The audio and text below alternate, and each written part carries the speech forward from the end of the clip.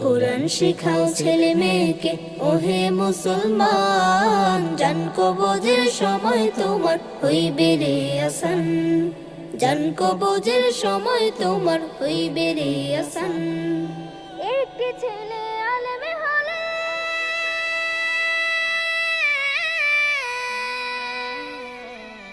একটি ছেলে আলেম হলে পড়বে কোরআন মৃত্যুকালে,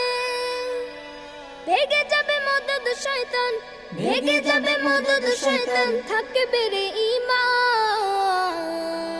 জান কবজের সময় তোমার হইবে রে আসান,